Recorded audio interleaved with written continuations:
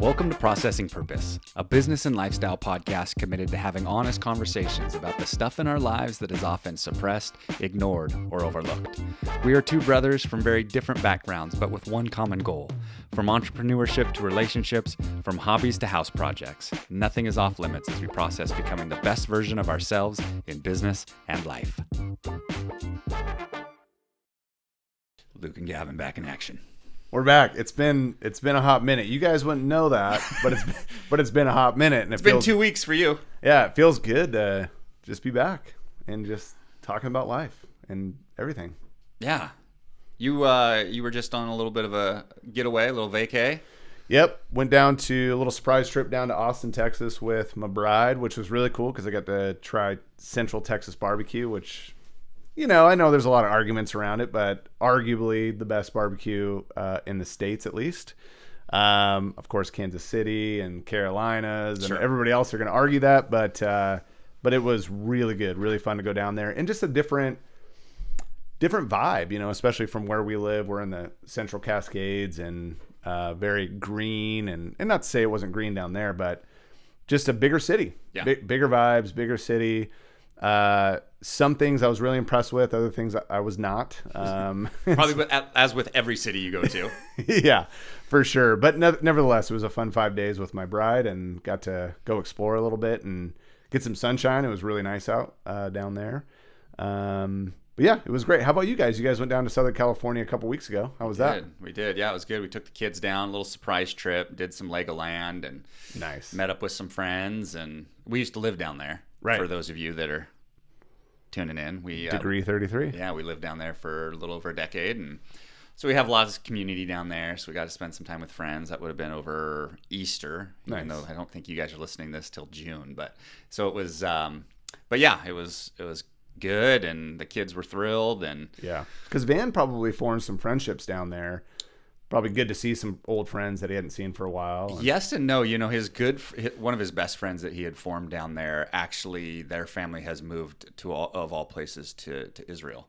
And so, wow, his best friend from down there is no longer down there. And when we moved up here, he was like 4. So so he was still pretty little. Yeah, he was still on the younger side of things. Yeah. Well, we've been here. Well, he's 10. I cannot believe. So we've been here 6 years, a little over. Time is just becoming more and more expedient. It goes fast, right? Yeah. And not to say, because when you reflect on time, I always look back and I go, yeah, a lot's happened, though. It's not like, you know, it's not like time snapped and you don't know what happened. There's a lot that's occurred, but 6 years, that is wild. Yeah. Yeah, so we were down there, and most of it's Holly and my community. But right. But still fun just to tap into that, check into that. You don't realize how much you miss something until it's gone, until you've lost it a little bit. And so yeah, I just love seeing old friends. In fact, I saw one yesterday that I hadn't seen for a while. I gave him the biggest hug. I was like, dude, where have you been, man? Like, it was so, you know, it's really healthy. Yeah. And at the same time, I think it was confirming for us, like, yeah, there's some things that we miss here, but I don't miss here. I feel like this is the most ideal place for you guys to live. Maybe I'm wrong. Where we're at? Yeah. Yeah. I'm just thinking, I mean, maybe being closer to a bigger city for certain amenities. Sure. Possibly. But you're only 2 hours from Seattle, too. So it's not too far to grab those things if you need them. But in terms of all the things you like to do, like fishing, mountain biking, skiing, where else would you do that better? Yeah.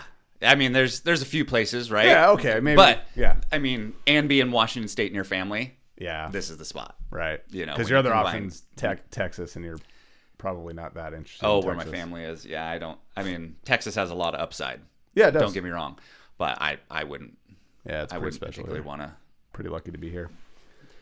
You mentioned time, right, and how fast time goes. Yep. You know, one of the things that we talk about here on this podcast is making sure that we are using our time to pursue things that. Well, I don't know what word to put here. I could put matter, but it's not just that we're excited about, but it's not just that. Right. Right. But intentionally using our time. And as we were talking this morning about, you know, how was your trip? And, you know, we debriefed a little bit here before we turned the microphones on. Yep. There's a bit of pivot in the air. And so I think we should maybe go down this rabbit trail since it's fresh. I agree. We haven't recorded an episode in 3 weeks for us. And Feels like way longer. That's weird. yeah. Wow. And there's been some changes even since our last conversation Yep. that I raised my eyebrows about, right? So tell me just, I don't know how you want to like get into the meat of this here, but I want you to kind of take a bit of the lead here from a standpoint of like, tell me about where your head's at, where your heart's at, and kind of what precipitated a bit of like, okay, I need to make a bit of a change, a pivot, a shift. I need to make some adjustments here. Yeah. No, I appreciate this topic. I think it's relevant for a lot of people, whether or not you're working a 9-to-5 job, running your own business, or just simply twiddling your thumbs and not knowing what to do next. There's kind of a series of events that have occurred over the last 3 to 4 months, 5 months. But for me, so Luke's eyebrows were raising because of my consistent pendulum swing. If I'm consistent at anything, it's inconsistency, which I usually say on the golf course too, which is not really a compliment to myself. But anyway, You're a good golfer. Well, I mean, but I always joke that I'm most consistent in being inconsistent, right? Like I show up one day and my driver is bonkers. The next day it's all over the place. You know what I mean? I just can't keep it together. But anyway, I do love to golf. So, so basically where we're at in our conversation is, I, over the last couple months, have messaged out to our client base, the public in general, that I am going back into production, back into sales for real estate. We even talked about that in a past episode, like you're getting back in, why you're excited about getting back in, why you didn't want to before and now you do. So I mean, that's only like 3 or 4 episodes old. Not that long ago. And to give you a little bit of background on that is, yeah, there's certainly, I think there's cognitive dissonance and bias, whatever we choose to do or don't do, right? So when you make that decision, you've got to motivate yourself to move in that direction to the best of your ability, right? If you're going to, anything worth doing is worth doing well, right? That was one of the best pieces of advice I got as a younger man. And so for that reason, I thought, let's find a way to enjoy this, right? Let's gamify this. Let's get back into this where you now have support to get back into production. But without actually being back into production, those were hopeful thoughts. Sure. Once I got back into it and went through a few transactions, I realized pretty quickly that it was literally eating my soul. And listen, and when I say that, that shouldn't be true for everybody. There's plenty of you out there that are realtors, that are in the sales game, that it's not, and it is fulfilling and it is fun for you. For me, for whatever reason, I don't know if it's just my own ethos or it's just the season of life I'm in. I'm not sure what it is, but real estate transactions are just not in my blood right now. Everything about it, I was resisting, avoiding, trying to find any reason to do anything else. And for me, that's an internal flag of, this is not something you should be doing, right?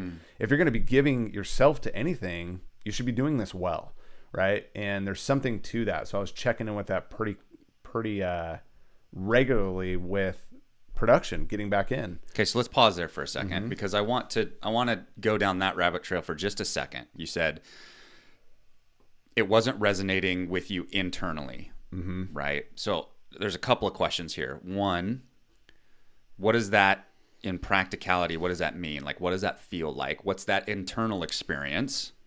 And two, the other piece of this is whether it's myself or other people listening here, is that going to be something that we should all be tuning into? Like that, whatever that manifestation is for you, it might be different, but for me, but is that an indicator for all of us that we need to be looking for other options? So 2 questions there. What was that? What did that actually feel like to you? And how should the rest of us interpret that? So for me personally, well, let me answer the second question first. I think it's a short-term versus long-term reality or feeling or emotional state, right? if one day, 2 days, you wake up and you're like, God, I'm just tired. I just don't feel like doing this today. Those feelings may come and go. Pay attention to that, right? But if you're a month, 2 months, 3 months into this, and that nagging feeling every day won't leave you, Pay attention to that. and then it's time to pay attention. There's some self-awareness that needs to click in. And I ignored that for a really long time.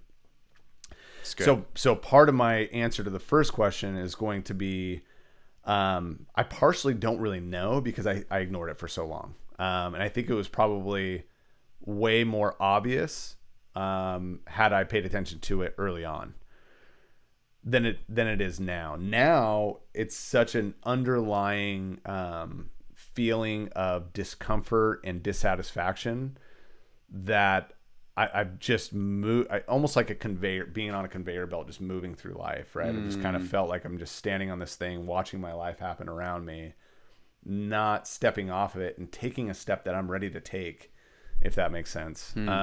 So internally, what does it feel like? What did it feel like? Peer resistance. I don't know how else to say it other than like a feeling of ick, a feeling of like, I just don't want to do that. Like I want to try to put it into words, but it's a feeling of the best physical representation is this. Sure. And Right. for those of you that are listening, it's like hands up in front, like stop, whoa. Yeah, like let's just put a break on that. And but that's internally what it feels like, is like everything's bouncing off of you. Like you don't want it to come in and be a part of your life. It's avoidance. Avoidance, resistance, all of those things. No flow. No flow. Yeah, flow is a great. I think we talked about that last time, right? Did we? I think we were with Troy last time. Anyway, flow is when basically you're in a state of work and time passes faster than you realize. Yes. Right. And I think that's an indication of what you should be doing. For me, someone asked me recently, they said, when are you in flow? And I said, when I'm writing. So when I'm writing something thoughtful and meaningful. And interesting. In writing, I get into flow and I Writing don't for realize you. where time goes. It's great. Which is ironic that I haven't started writing yet, but it's because I'm not a big reader. It's really weird that I've created this barrier to writing because I don't read often. So what am I writing a book for if I don't read books very often? Gary Vee's not a reader. I know. He's Written like what, 8 books? Yeah, it's a silly little thing that's kind of getting in the way.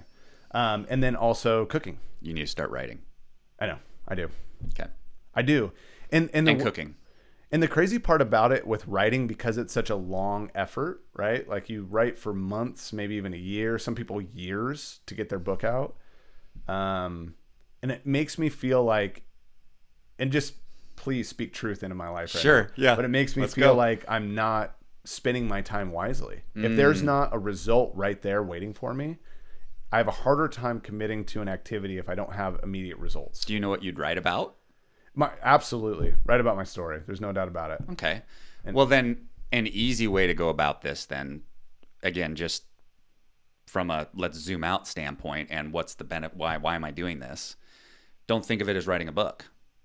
Think of it as creating a journal that you can leave for future generations to consume. And That is cool. And as that happens, so will the end result may turn into a book, and the end result may not. But either way, you win, and so does everybody else. Okay, let's wrap it up. Yeah, I'm not sure there's anything else to say there. That was actually awesome. Thank you for that inspiration. Yeah. Okay, so really good. You're not feeling the flow. You're getting this resistance. You become aware of this. Maybe you become reminded of this, like, oh, that's right. This is what it felt like to be in production. And I hate this feeling. Yeah. So then what? Like, where's this going, Gavin? Yeah. So then you're met with the real question of, okay, is it still worth it to do what I don't want to do to make sure that I'm financially stable enough to go out and do what I want to do eventually? Sure. Now, I think we're going to go back to the question, when is the right time? And there's no perfect It's an timing. important question, though. Yeah, but I think at the same time, if I don't start today, then I'm one day late getting started. True. And so, you ask yourself the question, okay, well, where is this thing a year from now if I pivot and do something new? And it doesn't matter, because if you start a week from now, you're a week farther down the road. So I think that's where I've landed is, look, like, I just need to start. I just need to get started, get going on it. So like I had mentioned to you via text over the last week, I'm gonna commit to the farmers market. I talked about that before. Yeah. Already been in communication with the health department, with the farmers market themselves. Applications are in motion. So I'm gonna put it out there and see what happens and see. Dude, it's gonna crush. Well, and if I do the process and go through these, these opportunities with the farmers market and realize this isn't what I thought it was, what a great low barrier to entry. Find out if it's something that is making me tick more and more and more. And if it is, then I know. It is the epitome of what we've talked about before. And that is just start. Go sell one, right? It is like getting momentum and going, all right, let's vet this idea. Is this fun? Is this life-giving? Am I in a flow? Is this the way I would want to pursue the next project? Right. What does this look like if it were simple? Well, pretty freaking simple to just set up a booth at a farmer's market. It's as simple as it gets. And go, was this entertaining? Yeah. Was this good for me? Yep. So, yes. And then on top of that, the last thing I'll share from my current state and status is ultimately I want to help people take a leap of faith. I really do. And I spoke to that earlier today, but I want to help people overcome their own fears, sticking points, whatever it might be. I want to be that catalyst that can help people take that next step.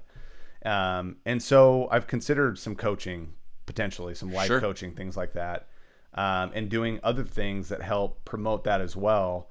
And so all that to say is, if I can't do this, right, pivot from a really fruitful real estate career. I'm still the designated broker of a firm that I own. I've taken it as far as I want to take it personally. Still want to grow that business with my wife. Is ultimately, I just want all of this. I want to be able to show the world that you can pivot from anything, whether it be something you don't necessarily love doing to something you do love doing, whether it be that big new business idea that you've dreamed about and never taken that next step on. I want to show you how it's done, not just tell you how it's done. And so that's where I'm at. I'm at the beginning stages of that. Where it goes from here, don't know. So, all right. So let's make this practical then for somebody that's listening. And that is, we mentioned that timing is a factor, and yet people lean on timing as almost a crutch, right? Yeah. So there's a balance there. But there also has to be appropriate positioning. Let's be real. There has to be appropriate positioning for you, for us, for others to be able to make a pivot. And the word that keeps coming into my head is responsibility. Mm-hmm. Right? There has to be, and I want you to talk about this for a second. There has to be a balance between dropping everything and chasing, and maintaining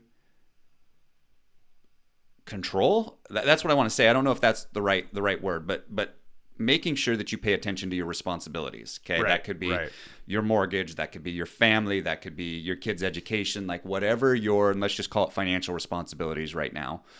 But we can extrapolate that into other areas. Right. There has to be a situation. You have to be in a position where taking that leap doesn't call into question your responsibilities. Sure. So how does that work for you? One, I think most importantly for me is support from my wife. That's been huge, right? Saying, hey, like, go. She's on board. She's on board, right? Yeah. And doing it irresponsibly so that your family struggles, I mean, it doesn't make any sense, right? You have to do it in a way that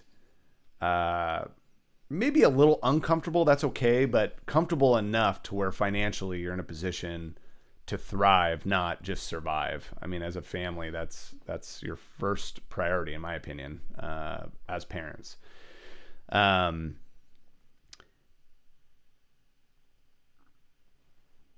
yeah, I'd say for me, honestly, for me, it boils down to support from her. Now, if you're listening in going, okay, well, I don't have a wife. Like, how do I know? What are my measuring sticks along the way to know that I'm ready to go? I'd say 6 months, right? 6 months of emergency funds is a good place to start, making sure that you're financially set up to take care of any bills and things that come along the way while you're trying to grow this thing and build this thing the way you want to. You can also start as a side hustle like I'm doing, right? I'm committing one Thursday every week throughout the summer. That's not a giant commitment of my time to test the market to find out if I have a product that the community wants and loves, right? So you can test things out. You don't have to go 2 feet in all at once. If you are a 2 feet in person, I understand that. I'm that way as well. But I'm not giving up my real estate company. I'm still the designated broker of my real estate company. I'm still planning to recruit agents to my real estate company. Brooke is obviously a part of that, so she'll help me manage things as well.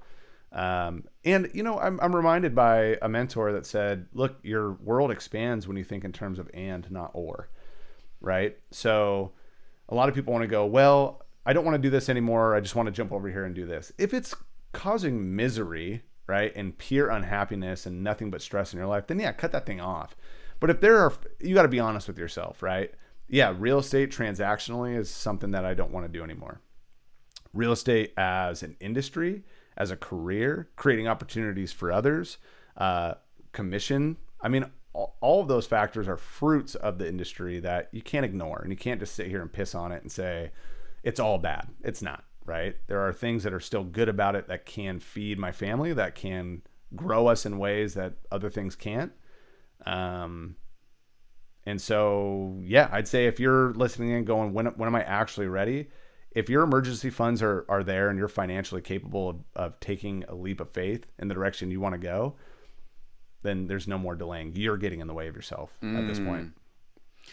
Yeah, I mean, there's an element to it that you need to just start. We've talked about that. But there's also an element to it that you can't jeopardize what's going at the same time. Right. And so, I'm thinking of various scenarios. You have somebody that's working 100 hours a week, right?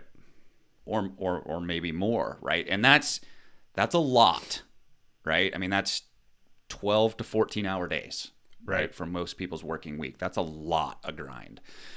If they have a family also, what's left over for family? And so when you go in that situation where someone's grinding, could be a high income earner, someone that's making $500,000 or $1 million a year, typically it's going to require hours like that if you're making that kind of money.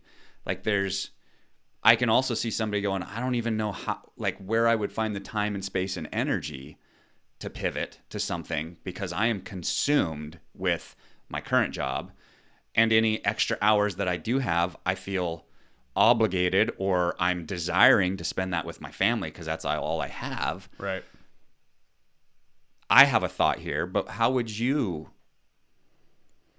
coach them to make that pivot and to start in a situation where they're maxed? Yeah, that's a great question. And I think there's going to be a number of scenarios out there that are just more difficult to break out of. If you're working 100 hours in your career and you don't love it, that's quite the commitment. And I'd actually ask anyone the question, even if it's 80 hours, how much of that are you actually working? Like, I don't know any human being that has the capacity to work that much for that long consistently without burning out entirely. And maybe there are some robots out there that can do it, but I would really ask the question, how much of your time throughout your day are you actually wasting that is not being utilized for real work activities? And I think if you look at your day, right, you sleep 8 hours a day. So now you're left with 16 hours.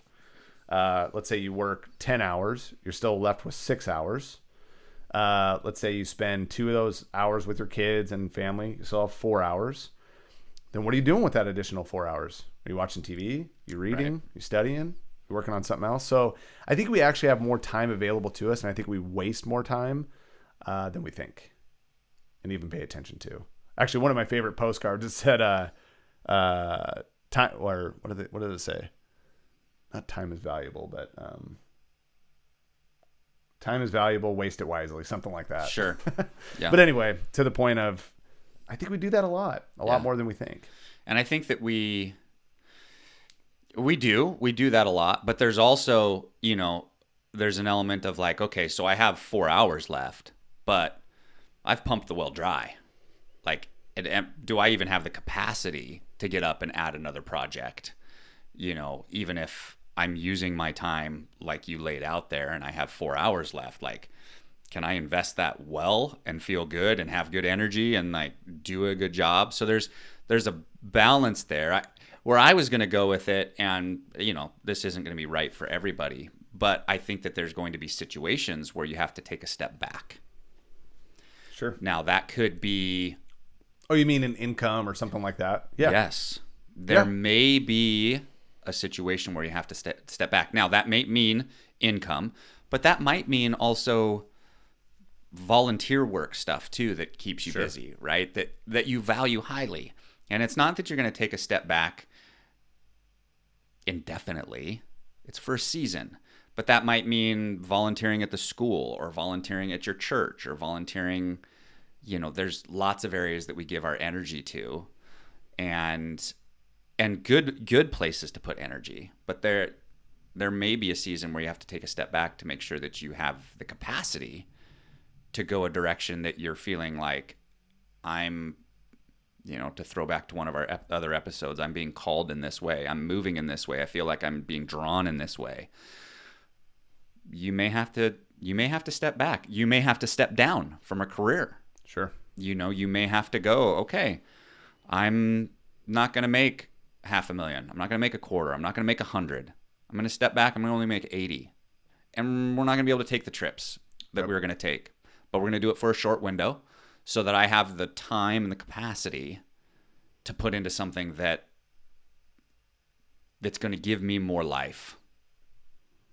Because that's the question is, do you want to work 100 hours a week of unhappy hours or pivot to something that's going to actually fulfill you? And I know everyone wrestles with that all the time. But I'd agree with you. I think in order to make any pivot, it's going to take two things relentlessly, humility and discipline.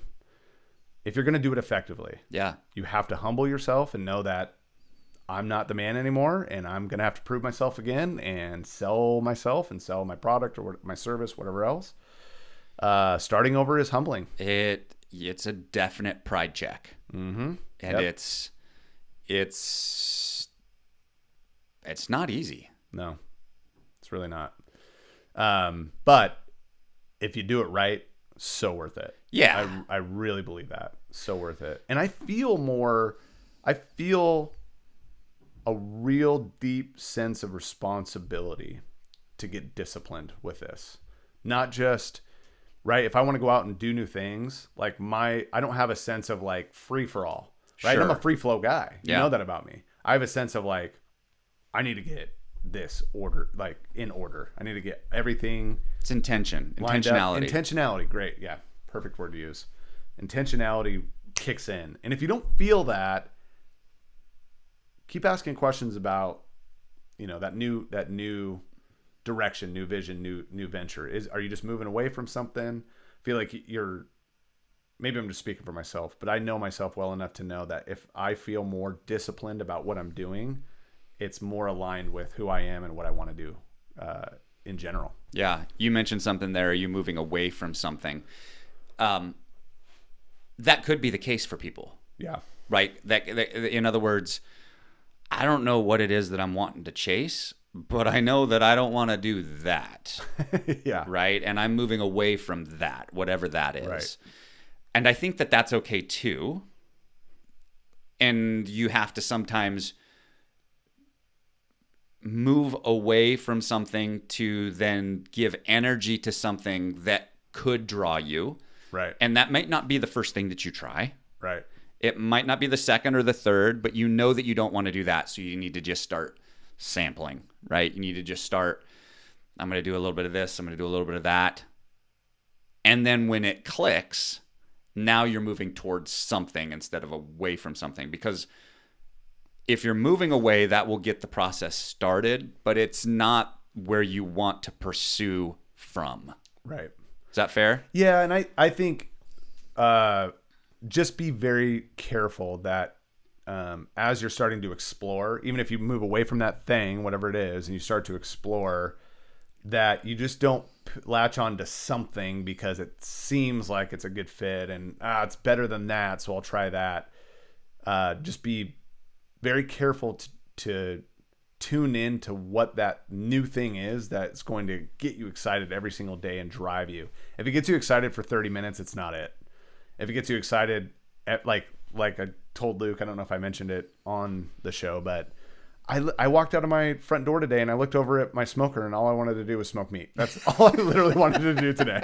And this, I love doing this too. But I thought real estate, smoking meat. Yeah. I'll do that every day, all day, anytime. Yeah. And so I know it sounds like a really silly thing. Like, how do you go from real estate to that? I don't know. I can't explain it to you, but I just know I want to. That's all I can. And just be very careful that it creates that for you. So it's a bit of, I mean, we talked about the timeline as it relates to recognizing that you needed to move away from something. Right. So is it going to be similar on the other side of that scale, recognizing that you need to move towards something because you can't shake it? I think it might be relative to how much dissatisfaction what you're currently doing is actually bringing to your life, right? Because if you're just mildly dissatisfied, like, my job's pretty good, but I kind of would rather do my own thing, and you're kind of waffling back and forth, I think it's going to be tough to convince yourself to finally take that leap of faith towards something you're really excited about. Maybe not. Maybe I'm wrong on that. What are your thoughts on that? You know, does someone have to be fully dissatisfied to pivot and make that change? Or can you be so fueled and excited about an idea that it doesn't matter, it just pulls you anyway? Well, I think it can happen both ways. Yeah. I think you can be totally dissatisfied with what you are doing and therefore pushed to make a change. Or I think you could be stumbling on something that you're recognizing it's all you can think about and you get pulled towards it. And I think it can happen both ways. What if, this is a good question, what if the money is not obvious? What if you're super Don't give up your day job. Yeah. But we know the money's there, right? We know that money can be made in that lane, whatever it is, whatever you decide to do. But what if it's not obvious, right? In terms of like, we all want to grow wealth, right? We all want to be successful at what we do. We don't want to just run a business to make 10 grand a year. Maybe some of you do. I don't. That doesn't sound interesting to me. Yeah.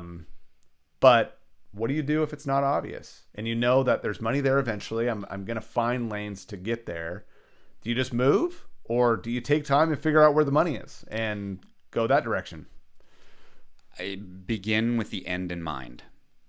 And so good advice. My thought there is, what are you hoping this turns into?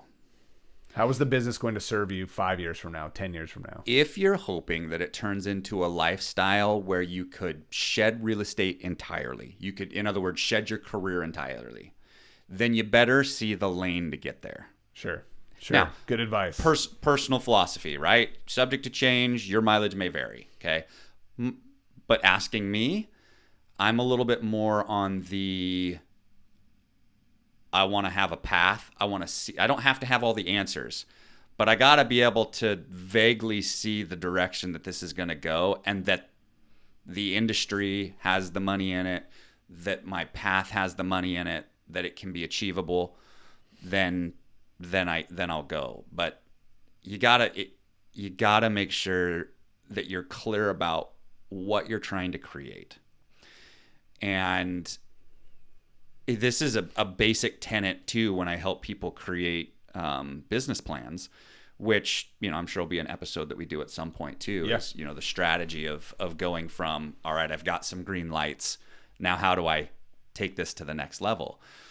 But one of the things that you have to be super clear on is what foundation I'm building, right? I mean, the foundation that you have to put into the ground for an office building looks different than the foundation that you put into the ground for a single family residence. Right. And if you're not clear about what you're building, you're going to build an improper foundation. Do you create, and by foundation, I know business plan is that, but what about a financial model? Do you create a financial model for your business before you even get started? Maybe that's how you determine where the lane is. Yes, you do. If you need this to monetize, you need to. If this is a side hustle, I get some juice out of it, this is fun. If it turns into something great, if it doesn't, great, I love it. Maybe not as important. Right. Feel it out. Again, start with the end in mind. Why are you doing it? And if you're doing it because you're hoping to be able to move to a new career, then yeah, let's get the financial model can change. Right. But you need to understand, what are my cost of goods? What are my margins? How am I going to attract people? What are my methods for marketing? What's it going to cost me to acquire people? So on and so forth. You have to have a financial model before you dive all in. Now, you don't need to do that to test it. Sure. To see if something's going to work out, if it gives you juice, to sample. Right. But at the point where you're like, I don't know, that we're pushing all in, yeah, you better have that stuff dialed in. For sure. Yeah. And maybe even going all the way back philosophically to what you had stated a couple episodes ago, the need it, want it. I can't remember the full, but I wonder if you're going to pivot in any direction, you have to come to a place of need, right? You have to need this change in your life, right? You can't just want it. You can't just dream about it. You need it. Yeah. To fundamentally change your life and lifestyle. Yeah. Wish, want, need, got. Yeah. That's right. Yeah, I wish that that this would happen. I want this to happen. No, I need this to happen. Yeah. That need I would say that feeling of need is probably also defined as grit. I think that's what fuels your grit, because you need it, and you're committing to it. And that's another, I think, commitment in and of itself. That's a great baseline factor of whether or not you're ready to roll, right? Are you so decommitted? That's probably a good word to use, is I just don't feel committed to the production side of things. I feel committed to being the designated broker. I feel committed to growing the business and having,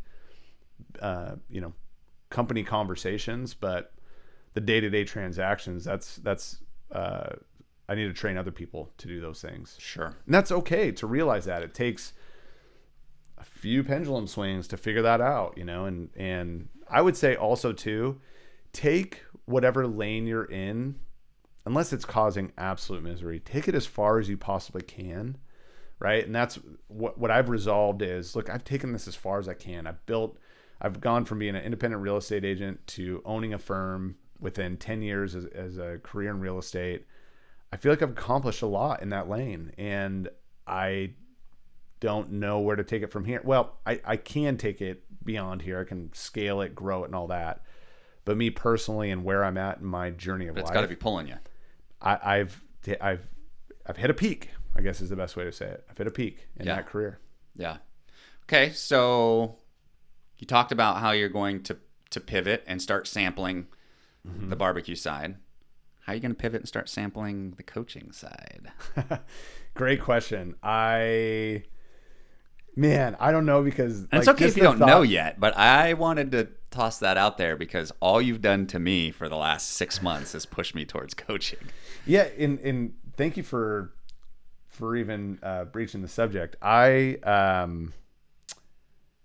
have been afraid to start coaching, and this is a fear-based thing, and I fully admit it, in that I never want to appear as presumptuous. I never want anyone to say, man, dude, look, I'm the first to admit I make many mistakes. I'm not perfect by any means. I think most human beings would admit that.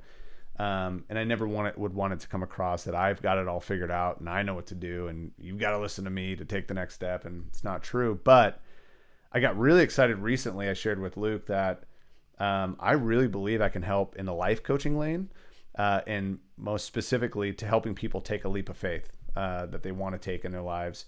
And I've kicked around the idea of a 90-day coaching program to help people get there and help design a life that they really are excited about, a life by design, so to speak.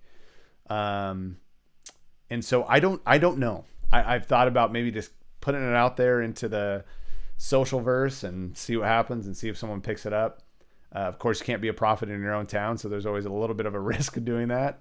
But I don't know how else to get started, to be honest with you. I think my story going from homeless and addicted to owning a real estate firm and a thriving family and starting new businesses and, having a podcast with my bro-in-law. And that'll preach. Yeah. I mean, I think there's a trajectory there that I think a lot of people would look at and get on board with and go, okay, like this guy's been to the absolute pit of life. I have, and I've lived there for a year and a half. And now I'm enjoying a lot of fruit from the effort and work we put in over the last decade. And I'd love to share that with anybody and help people do the same. So I don't know yet, but I will be taking steps in that direction as well. Well, and it's okay that you don't know yet. Yeah. Like that. And for those of you that are listening, it's like, I'm feeling, I know that this is the direction I'm going, or I want to go, but the path isn't obvious yet, right? The first part of it for you, which this has been a recent awareness, I feel, or at least recently voiced. We haven't talked much about it, you and I. Yeah. It's maybe been stirring, but this is really the first time I've heard you talk about it. And there's probably a lot of people out there that'll resonate with. Like there's a bit of a stir, like there might be something here, but the path isn't obvious. And I think the path becomes obvious when you start moving. I think there's also times that the path, you can't create movement until it becomes obvious. Like there's an interesting paradox there. I think it could be both. And I think there are certain things you can't see or can't enjoy unless you create the path, right? Like I think back to our Blue Line trip, right? Where we went and hiked into the mountains, no trails, no directions, nothing. We just started hiking straight up. Blue lining, for those of you that don't know, is a fishing term where you find a blue line on a map, which is a moving body of water, a creek, a river, or a stream that may or may not be named. Right. And you go hike into it to try and fish it. And they usually have little native cutthroat or native rainbows in there, things like that, which is we never had done before, but we decided to give it a shot. We went and blue lined, and we came across in my opinion, some of the most beautiful scenery I've ever seen. And had I followed a trail, I would have never seen that. Yeah. And so sometimes you got to carve your own path. Yeah. I think about, for me, as you've urged me to get into the coaching side of things and see where that goes. And, we've talked about it before. I dabbled in like trying to generate some clients, and that didn't go the way I thought it would, or what I would hoped a green light would.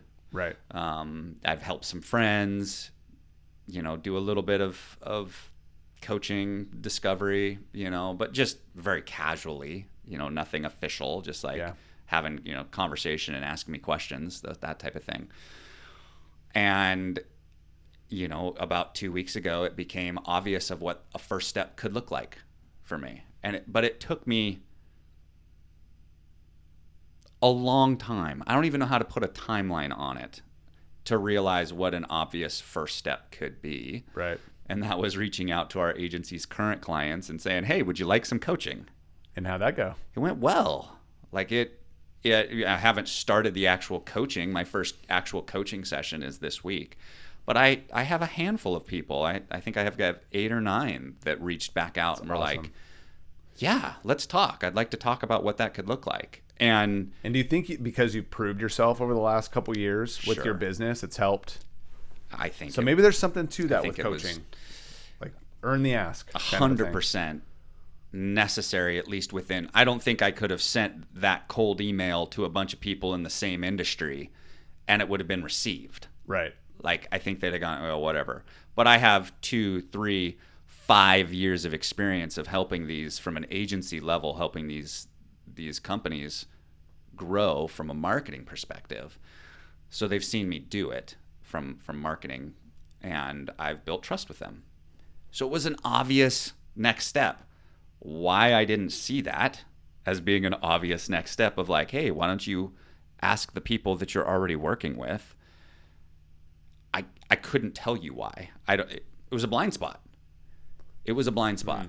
But I saw it finally and sent 2 emails and sent it to, all I did is I sent it to 25, just my top 25 clients is all I sent it out to. And, you know, to have 9 people out of 25, that's a good percentage. That's awesome. That have said, yeah, I'm interested in talking. So does it go somewhere? I don't know. And I want to make clear here that most people would have stopped after the first attempt. I would say 98% of people would have said, didn't go the way I thought it would. I'm done. I'm out. I have feelings and this sucks and I don't want to do it. Now the world has told me. Meaning my first attempt when I put some advertising out there to try and generate clients. Correct. Yep. Yeah. Most people would have, after that effort, would have said, nope, the universe has told me it's not for me. Yeah. But I want to make clear here that your second effort has a lot to do with the success in moving forward. Most people give up way too easy. You let it stew for a minute. You sat back and went, okay, let me think about this a little bit differently. And moments of genius always come at the most random times, right? You had that aha moment randomly. It was like, wait a second, why don't I do this? And boom, and it hits. And so I just really encourage anybody out there, don't give up on your first try. Don't get deflated and discouraged because everybody didn't jump up and slap you on the back the moment you said you're going to do something new. That's not how the world works. Remember this. Everyone wants you to do well. They just don't want you to do better than them. So just, and I know that's hard to take in at this moment, but just remember when everyone's not, cheering you on, especially when you're doing well, it's for a reason and it's nothing personal, right? Yeah. Just take it in stride, keep moving forward, give it a second shot, a third shot. Honestly, I'd say in many circumstances, if you haven't given it 10 efforts, it's probably not enough. I know it's crazy, but like in sales, it takes up to 8 phone calls to actually break through to a lead. Yep. That's the industry standard. 8 phone calls. Most people don't make that many phone calls. And that's the minimum. It's 8 to 12. Yes. Right. And so if you haven't efforted 10 times toward whatever you want, you're not giving it enough effort. And again, this has got to be something that's pulling you. Correct. Something you're excited to do and get up every day and share with the world, right? That's what I've explained before is if you don't want to express that to the world and that's not what you want to give to the world, don't. Well, you're not going to have the motivation to give it that level of energy. Right. Because it's when you're starting something from the ground up, with few exceptions, and I'm sure there are, it's going to be a bit of a grind. Like there's going to be some stuff you don't like doing. It's going to be harder than you think it is. Like we can get romantic about pursuing something new, and I'm guilty of it. You're guilty of it, especially when you're like in that, well, it's kind of like a honeymoon stage, right? You can get really romantic about what this could be. Yeah. Then you're met with adversity, which we all are, and you are forced to check and go, is this something I'm really wanting to chase? Like, because I'm going to have to push through some quote unquote pain here. Right. To make this happen. And so having it, making sure that it's something that you're really wanting to do. Otherwise you're not going to give it that energy. No. And you certainly don't want to give it so much energy that you're, running the ship into the ground kind of a thing, right? You want to make sure you're aware of what's going on, not just because you love it so much, you got to keep it going. You got to be aware of what's going on around you. But yeah, if you're not willing to give all you got, it's probably not worth pursuing. So, okay, here's my last thought, because we're at about 50 minutes, not quite, but we're getting there. Both you and I are on a path of trying something new. Yep. What are you going to be looking for as you go through this experience of sampling, meaning doing the farmer's market, cooking for people? What am I going to be looking for as I do my first coaching calls, do it with multiple people? Like, what do you think your pass-fail makes it sound final, but your green lights to do this, to take another step? Like, what are you hoping to discover in that process and experience to make you go, yeah, this is something I need to do more of. I need to figure out a way to scale this or do it bigger.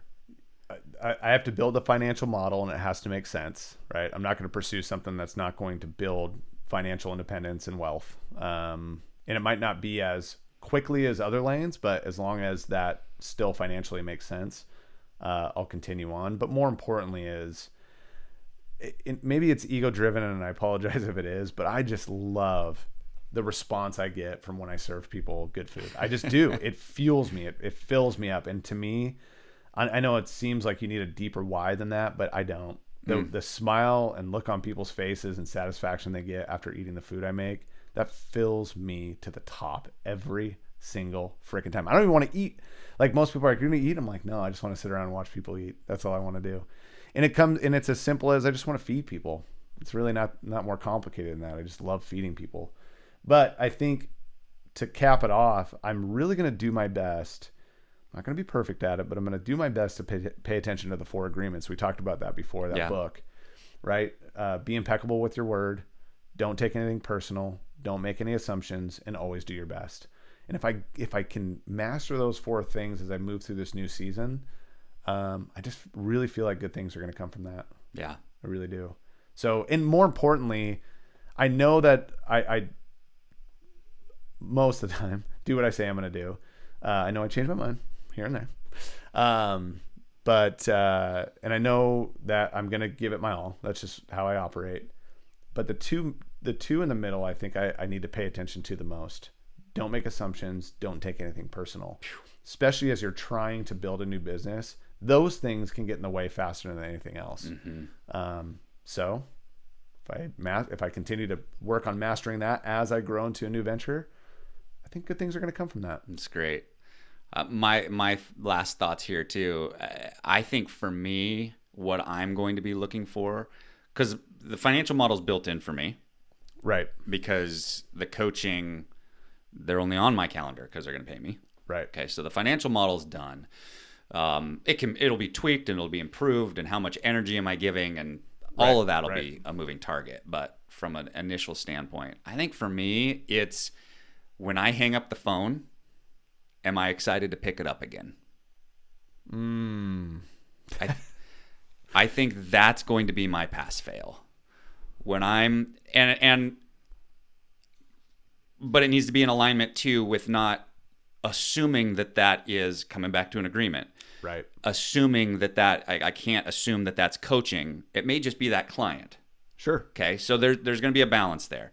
But I think for me, it's going to be, that was fun. I enjoyed it. I can't wait to get back on the phone, first and foremost.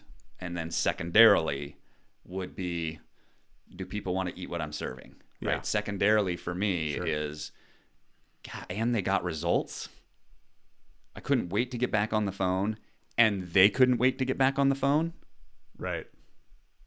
That will be for me the indicator of, yes, let's lean in here.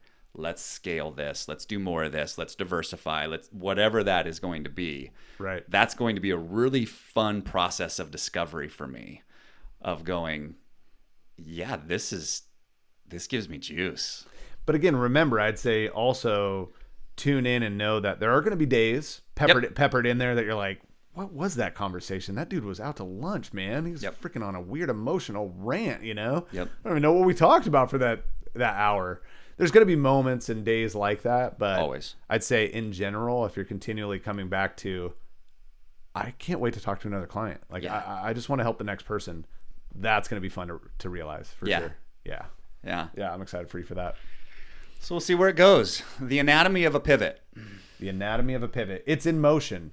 We have not, I don't think we've revealed exactly what this looks like yet. You will learn as we go, because again, we want to process the purpose of our life with you guys. Yeah. You know? And go through this journey together, not just sit back and tell you what to do, but to show you through our actions what real life and business looks like. And even our thoughts today as we talked about it, subject to change, right? There could be other people that are further down the line on this stuff that they're listening and they're like, what you guys said, I'm not sure is true. It doesn't make sense, but maybe. Yeah. Like I'm I'm totally open to getting back on this microphone next session, 6 months from now, whatever it is, and being like, you know what I said back there? It's not true. And I'm sorry, but this is what I've learned now. Because that's really the human existence, the human experience is we learn, we're evolving, we're growing, and we'll know more tomorrow than we know today. You're allowed to change your mind. Yeah. You just are allowed to change your mind. You're allowed to evolve and learn new things and form new thoughts. But you have to commit to what you love. I'd say that's the have to. Everything else is ancillary to that. Yeah. I'm excited to see where this goes. Yeah, me too. Thanks for joining us today. Yep. Likewise. All right. Over and out. Thank you for tuning in to Processing Purpose. We hope you grabbed a few gold nuggets to take one step forward in your journey of life and business. Please remember to like and subscribe our channel if you'd like to get more content to help you build and grow everything around you. Make today your best day. Today is day one.